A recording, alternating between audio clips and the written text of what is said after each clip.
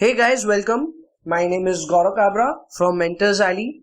In this video, we are summarizing the concept of knowledge of law, which happens to be the substandard under standard number 1, professionalism, in our ethics material. We will try to summarize the entire concept of knowledge of law in about 5-6 minutes from now. So take a deep breath and hold on. There are 4 major requirements related to knowledge of law. First being you have to follow all the laws, rules and regulations. By the same time, you also need to follow the code of ethics and the standard of professional conduct issued by the CF Institute. In case there is a conflict between any two laws, rules or regulations, then you have to comply with a law or regulation which is more strict than the other one. The third requirement is that you cannot knowingly participate or assist in any kind of a violation.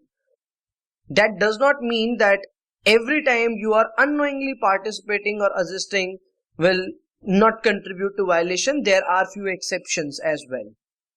The fourth requirement is to disassociate from any violation when you have reasonable ground to believe that yes, there is some illegal or unethical activity actually happening and your employer or your client or your colleagues are involved in it. Then there are steps how you should deal with a situation when you have observed something illegal or unethical in your firm. The first step is to directly discuss the violation with the person involved. If that does not crop out well, then you have to tell your supervisor about the illegal activity happening so that the matter may be brought up to your employer's notice. And even if your supervisors do not act even after your intimation, then your responsibility is to disassociate yourself from that activity. Note, your inaction will not be treated as involvement. That is, if you have told your supervisor and if your supervisor has not done anything, even in that case, you have to disassociate yourself from that activity. After disassociation, you also have to write down the reasons of your disassociations, in which you will be mentioning the violation that you are pretty sure about, and you also will have to try to urge your firm so that they could stop the wrongdoer from doing a violation. There are plenty other requirements under knowledge of law. The first requirement is that you should update your knowledge regularly. Obviously, if you have to follow your laws, rules and regulations, then updating your knowledge of law is utmost required. The second requirement and the fifth requirement are almost same. It requires you to obtain knowledge of law not just of your own country but also of those countries where you are doing your business or you are selling your products or you are rendering your services. So the knowledge of law is not just confined to our own country. We are also required to obtain knowledge of law of the countries where we are doing business.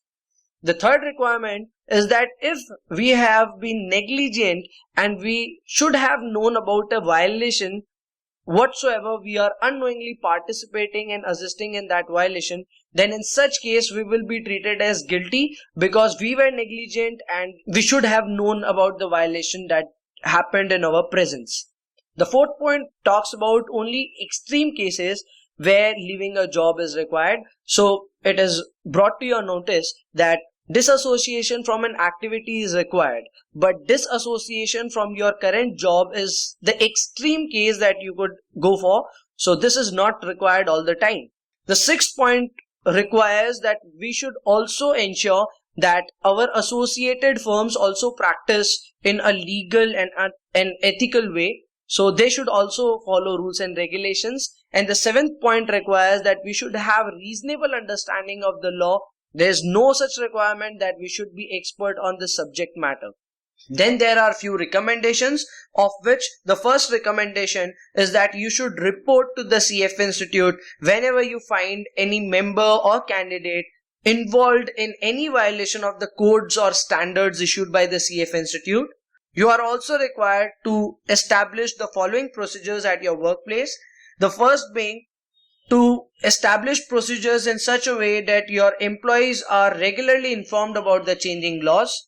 You are also required to review your firm's compliance procedures on a regular basis.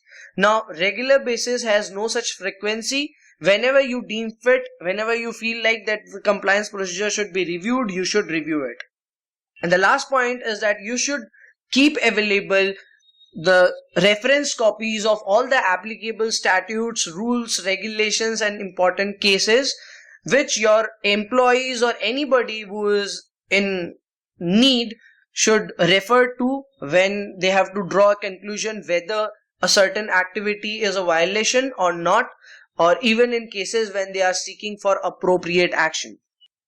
Finally, we have to deal with legal counseling. Many candidates do not have clear idea when to approach legal counsel and when to approach supervisor. They are confused between the two. So here's a very clear case that whenever you are sure that there is a violation and you have reasonable grounds to believe, then you should always approach your supervisor. But whenever you are not sure whether a particular activity amounts to a violation or not and you are still confused, then you should approach a legal counsel. You can also approach a compliance personnel or legal counsel when you are not sure about the appropriate action that is required from you after knowing an illegal or unethical activity. Sometimes it may also happen that your in-house legal counsel does not satisfy your query. In such cases, you can also look out for an independent legal opinion. You can consult legal advisors outside your firm. In few cases, even after you have left your firm, legal counsel in an independent way is recommended. That you would make out after reading some examples from the institute material. So this is it from the entire knowledge of law segment, and I would recommend you to read a few examples from the CFA Institute material. Specifically, the first 7 examples are very important that will help you to develop a better understanding of the entire substandard. Thank you so much.